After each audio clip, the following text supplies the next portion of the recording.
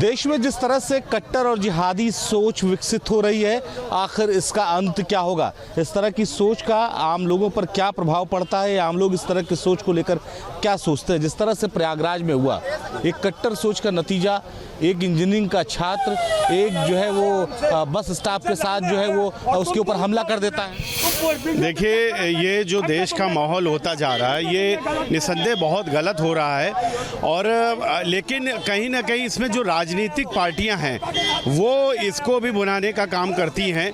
कहीं ना कहीं जो पार्टियां जिनको इससे फ़ायदा मिल रहा है वो इन तरीके की घटनाओं को चाहती हैं कि इस तरीके की घटनाएं बढ़ें, जिससे कि ध्रुवीकरण हो। हिंदू मुस्लिम का ध्रुवीकरण जिस तरीके से हो रहा है वो निस्संदेह बहुत बुरी चीज़ है यहाँ पर, और उससे देश का, प्रदेश का माहौल बिगड़ रहा है, जो राजनीतिक पार्टियों के लिए तो फ़ायदेमंद हो सकता है, लेकिन भारत की जनता के लिए ये एक बहुत बड़ा अभिशाप बनकर निकलेगा अगर इस पर तत्काल इस तरीके की सोच पर कट्टरपंथी, और मैं कट्टरपंथी में सारी बोल रहा हूँ, चाहे वो ए पक्ष की हो चाहे बी पक्ष की हो, कट्टरपंथी जो है, कट्टरपंथीता बिल्कुल ख़त्म होनी चाहिए।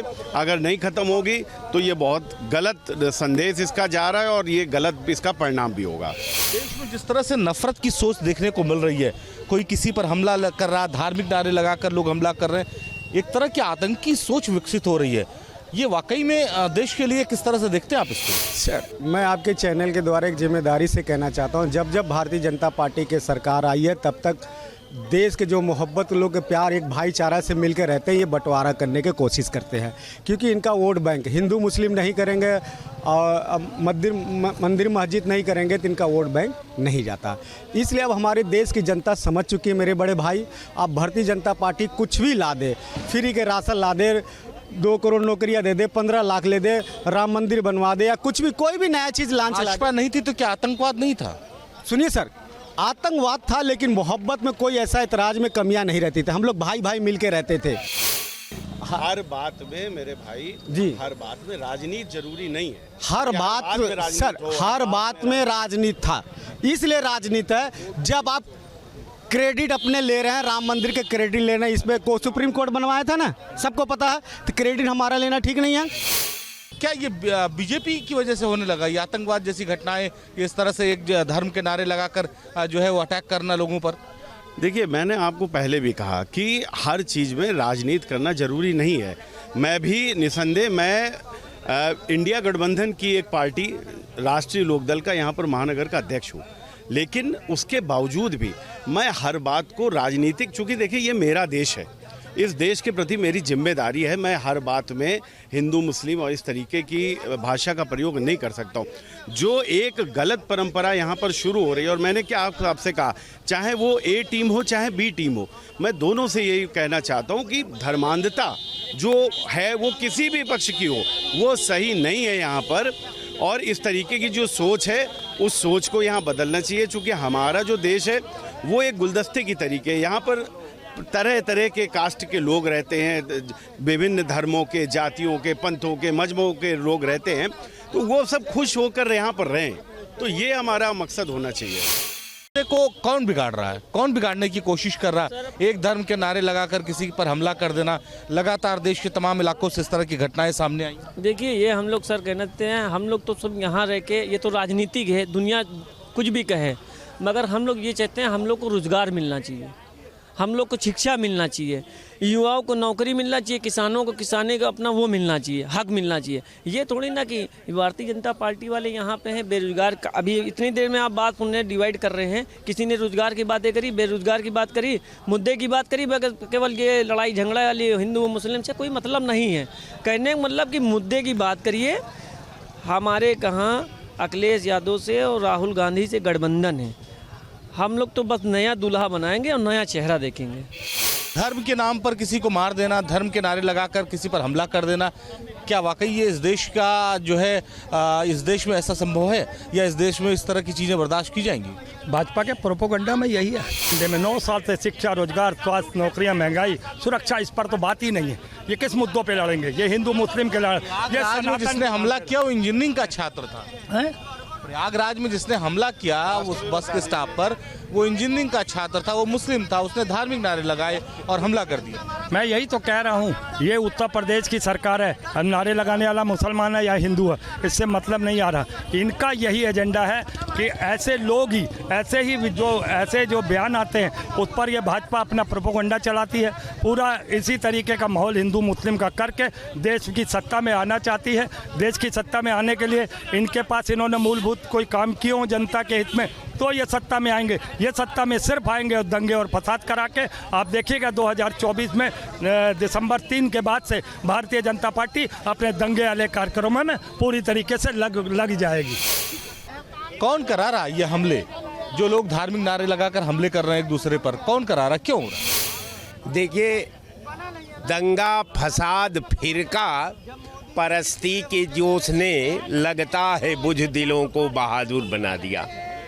ये वही लोग हैं जो कल दंगाई थे, ये वही लोग हैं जो आज सरकार में हैं। तो इनका वही काम है, इनका अपराध करना काम है।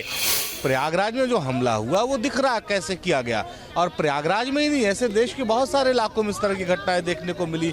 किसी ने कहा हमारे अल्लाह का अपमान कर दिया इसलिए मैं आपका गर्दन काट दूंगा। ये तस्वीरें कोई एक नहीं तस्वीर। देखिए, हमेशा किसी भी क्रिया का प्रतिवाद होता है। जब आप हमको कुछ कहेंगे तो हम भी जरूर जवाब में कुछ न कुछ कहेंगे। अब इसका ये मतलब नहीं कि मैं प्रतिक्रिया दे रहा हूँ, आपके काउंटर कर रहा हूँ आपके कथन पर, लेकिन इसका ये मतलब नहीं कि आपका प्रतिक्रिया देने के लिए हमारे आपके दिल में आपके प्रति कोई जलसी द्वेष डाह है या कोई आप साजिश है। तो मेरा इसमें लबोलबा ये कहना है कि इनका चरित्र जो है अपराध से प्रेरित है, इनका जो है क्रिया जो है अपराध से प्रेरित होती है। धार्मिक उन्माद इनका कवच है। जो भी आप अपराध करते हैं, धर्म का चादर ओढ़ लेते हैं, जय श्री राम बोल देते हैं, आप मुक्त हो जाते हैं। तो यही इनका मामला है। लोगों की प्रतिक्रिया तमाम देखने को मिल रही है और भी लोगों से समझने की कोशिश करेंगे, बात करने की कोशिश करेंगे कि आखिर जो देश में इस तरह की बातें आ रही हैं, लोग यहाँ पर आपस में समझने की कोशिश कर रहे थे कि आखिर इन तमाम मुद्दों के पीछे ये तमाम बात प्रतिवाद चल रहा है, इसके पीछे जिम्मेदार कौन है। लेकिन एक बात बहुत साफ दिखी कि जो है जिस तरह से देश के तमाम हिस्सों में इस तरह की घटनाएं देखने को मिल रही है, उसको लेकर आम लोगों में भी गुस्सा है। लेकिन बहुत सारे ऐसे लोग हैं जो इसके पीछे भारतीय जनता पार्टी को दोषी मानते हैं। हम इस वक्त मौजूद हैं लारेब हाशमी के गांव हाजीगंज में, घर के ठीक सामने, और हमारे साथ गांव के कुछ लोग हैं। उनसे हम बात करके समझने की कोशिश करेंगे कि आखिर ये घटनाक्रम कैसे घटा। और लारेब हाशमी जो था, आप इसी गांव के रहने वाले? हाँ, इसी गांव के रहने वाले। लारेब हाशमी एक सामान्य छात्र था, लेकिन जिस तरह की खबर आई आप लोगों ने भी सुना हुआ था। क्या पहले कभी कोई इस तरह की घटना या ऐसी कोई घटना नहीं थी। बहुत सीधा लड़का था, इतना ज़्यादा सीधा था कि गांव में मतलब कहा नहीं जा सकता कि इतना सीधा लड़के भी होते हैं। तो किस तरह की उसने घटना को अंजाम दिया? ऐसा लगता है किसी जिहादी मानसिकता या तंजीम से जुड़ गया था वो, जिसके चलते इस तरह की घटना को अंजाम दे रहा था। आपको कभी इस बात का आभास हुआ कि उसकी सोच जो है वो किन लोगों के संपर्क में आने से कैसे इतनी बदल गई?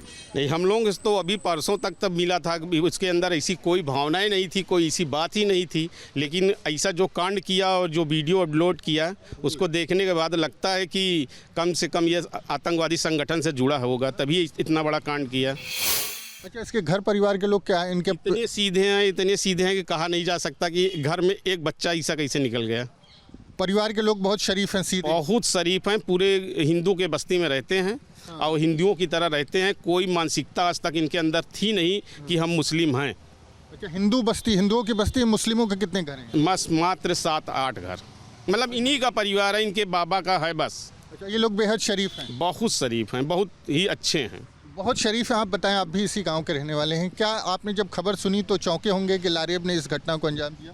हाँ, ये तो मतलब सरप्राइज, ये मतलब ही एक चौंकाने वाली खबर एकदम है, क्योंकि ये इतना अच्छा लड़का, गांव का कोई भी इस तरीके की अगर वारदात कर देता है तो पूरा गांव शर्मसार भी हो जाता है इसके लिए।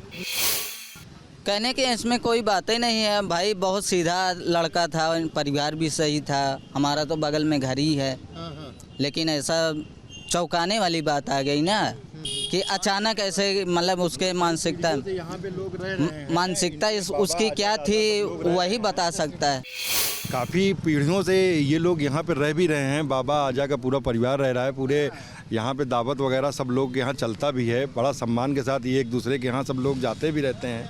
लेकिन इस तरीके की घटना का वारदात अगर ये मतलब कर देता है तो ये बहुत चौंकाने वाली बात है। कैसे रेडिकलाइज हो गया, कैसे कट्टरपंथी सोच? क्या मालूम, हिंदू बनाम मुस्लिम होकर राइट बोल रहा है डायरेक्टली। हाँ, वही तो बोल रहा है। आप लोगों ने कभी सोचा था कि इस तरह की भाषा? कभी नहीं सोचे थे कि ऐसा लड़का निकलेगा। आप लोग देखते थे किस तरह का लड़का था? बराबर एकदम सीधा साधा नॉर्मल था। अब उसके कहाँ से जहाज मस्जिद मैटर आ गया, हिंदू बनाम मुस्लिम की बातें बोला, तो इससे लोगों को तकलीफ हो रही है। बिल्कुल है। है क्या? मतलब कहीं से जुड़ा होएगा तभी तो ऐसा किया। कहीं जो भाषा बोल रहा है, वीडियो जो अपडेट किया है, सबने देखिए वीडियो अपडेट किया है, ये अब बोल रहा है कि हमने अपने आप से मारा है, इंशाअल्लाह वो मर गया होगा। तो इसके अंदर मतलब इतना ज़्यादा दम है, इतना ज़्यादा उसके अंदर कॉन्फिडेंस है, तभी तो बोला। कोई तो ताकत होगी जो उसको जो है इनकरेज कर रही है, जो उसको उकसा रही हो। हाँ, ये एकदम सही है, कोई ताकत है ही है पीछे से, तो तभी तो इतना ज़्यादा कर गया, नहीं तो कौन कर सकता है। क्या कहा जाए उसके बारे में कि हाँ आदमी के अंदर क्या है क्या नहीं, उसके बारे में क्या आदमी चेहरा थोड़ी बता पाएगा। तो तमाम लोग हैं यहाँ पर और खुद लोग जो हैं वो हैरान हैं कि लारेब हाशमी जो सीधा साधा लड़का था और स्टूडेंट था, इंटर यहीं से किया उसने, उसकी पढ़ाई यहीं से हुई और उसके बाद अचानक वो कैसे रेडिकलाइज हो गया। गांव के लोग तकलीफ़ में भी है, गम भी है लोगों को, क्योंकि लारेब का जो परिवार है वो गांव के तमाम लोगों के साथ मिलजुल करके रहता था। यहाँ के लोग कह रहे हैं कि लारेब के पिता और परिवार बेहद शरीफ थे, कभी किसी के साथ उनकी कोई अदावत नहीं थी, कोई शिकायत किसी ने नहीं की उनको, किसी को उनसे कोई दिक्कत नहीं थी। और वो सभी लोगों के साथ, चूँकि ज़्यादातर ये बस्ती जो है इसमें हिंदू परिवार रहते हैं, तो उनके साथ घुल मिल करके लारेब का परिवार रहता था। लेकिन अचानक वो कैसे रेडिकलाइज हो गया, कैसे कट्टरपंथी सोच का शिकार हो गया, इसके बारे में गांव के लोग भी जान करके हैरान हैं। लोगों का कहना है कि जो भाषा बोल रहा है, उन्होंने कल्पना नहीं की होगी कि लारेब जो सीधा साधा लड़का था वो इस तरह की हरकत करेगा और इस तरह की भाषा जो है वो बोलता हुआ दिखाई देगा। हम इस समय गोरखपुर के इंदिरा बाल विहार में हैं और हमारे साथ कुछ लोग हैं, उनके पास चलेंगे, उनसे भी बातचीत करेंगे। क्या नाम है आपका? आनंद कुमार। ये बताइए कि कट्टर और जिहादी सोच कहीं ना कहीं समाज को नोच रहा है, क्या कहेंगे? ये तो बहुत दुर्भाग्य है समाज के लिए, लोगों के लिए भी। ये बहुत अच्छी चीज़ नहीं है। भारत देश जो है एक तरह से सारे धर्मों को मानने और जानने वाला है और आने वाले दिनों में विश्व गुरु के रूप में भी करेगा, जो कि हमारे प्रधानमंत्री जी भी कहते रहते हैं, संदेश देते रहते हैं अपने बातों से। ये अच्छी चीज़ें नहीं मानवता के लिए। कट्टर और जिहादी कहीं से उत्पन्न नहीं हुए, ये समाज के ही अंग हैं। और जो माहौल है, इस माहौल में कहीं ना कहीं से कट्टरपंथा की जो जहर बोई जा रही है, पहले उसको ख़त्म करने की ज़रूरत है। इसमें बदनाम नहीं कर रहे हैं। ये बताइए, कट्टरता और जिहादी बस एक ही वर्ग में क्यों होता, हम आपसे ही पूछना चाहते हैं। क्या इस धर्म में जो है अब्दुल कलाम जी नहीं थे? हम उनको क्यों कट्टरता और जिहादीवाद, उनको हम क्यों नहीं उनको उपाधि देते हैं? सबसे पहला चीज़, कट्टर और जिहादी कहीं ना कहीं समाज को नोच रहे हैं, उस पर क्या कहेंगे आप? यदि जिसके अंदर कट्टरता आ गया, जिसके अंदर जिहादी शब्द का अर्थ केवल, देखिए, अगर हमारे सनातन धर्म और हिंदुत्व में रहने वाले लोग, सनातन धर्म का पालन करने वाले लोग अगर जिहादी शब्द का अर्थ निकालेंगे तो वो होता है अपने संकल्पों के प्रति संघर्ष करना। लेकिन इसका सीधा विपरीत, अगर मुस्लिम वर्ग में जाएंगे तो इसका सीधा विपरीत एक ही अर्थ निकालते हैं, इनके धर्म को चोट पहुंचाना, देश को चोट पहुंचाना, देश के अंदर उपद्रव फैलाना। लेकिन सनातन धर्म उसको संघर्ष मानता है, लेकिन मुस्लिम समाज के लोग इसको दूसरे धर्म को ठेस पहुंचाना, लोगों का सर कलम करना, एक मिशन के तहत केवल नुकसान पहुंचाना, उन्माद फैलाना, कहीं शांति व्यवस्था अगर है तो उसको भंग करना, ये उनके खून में भरा हुआ है। लेकिन अगर देखिए, सनातन धर्म के रास्ते पे चलने वाला कोई इस रास्ते पे नहीं चलता है।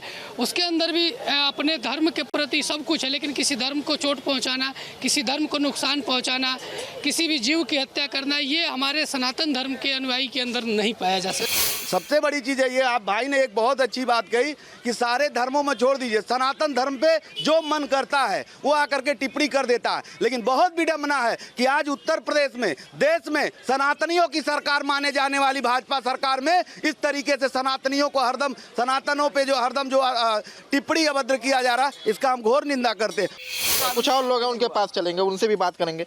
धर्म के नाम पर मारना सिखाया जाता है और चाकू वाली सोच कौन लाया?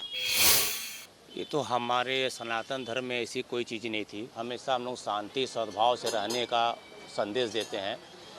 अब किसी एक धर्म को ऊपर टिप्पणी करना उचित नहीं रहेगा, इसलिए जो है इस पर तमाम लोग, जैसे हमारे सुधीर भाई ने कहा कि स्वामी प्रसाद मौर्य टिप्पणी किए, ये तो उनके मुखिया जानबूझकर छोड़े हुए हैं, कोई उनका न बोलना है, इसका मतलब है कि उन्होंने जानबूझकर उसको छोड़े हुए हैं ताकि वो इस तरह बने रहे सुर्खियों में।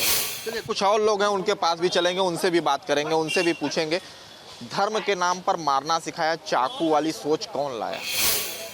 देखिए, जहाँ तक हमको हमारे होशो हवास की बात है, जब से हम देख रहे हैं एक ही वर्ग की पहचान इस तरीके से अगर देखी जाती है तो मिलता है। जहाँ भी घटनाएं होती हैं, जिस तरह की घटनाएं होती है, खास करके देखिए आपसी रंजिश में वार करना तो अलग की बात है, लेकिन एक अनजान व्यक्ति पे वार, एक निर्दोष पे ऊपर वार करना, ये एक विशेष वर्ग के लोगों में ही पाया जाता है। और मैं उसमें सबको नहीं कह सकता हूँ, उसमें अच्छे लोग पाए जाते हैं, सर्वाधिक मात्रा में अच्छे लोग पाए जाते हैं, लेकिन अगर गिरे हुए मानसिकता के लोग पाए जाते हैं तो उसी में पाए जाते हैं। कि ये लोगों की सोच है, जो इनकी जो सोच है, इनकी जो विचारधाराएं हैं, लोगों की जो सोच है, उन्होंने बताया कि किस तरह से लोगों की कट्टरता बढ़ी है, किस तरह से समाज में इसकी बुराई उत्पन्न हो रही है। वीडियो जर्नलिस्ट प्रदीप गौड़ के साथ विनय सिंह, न्यूज स्टेट, गोरखपुर।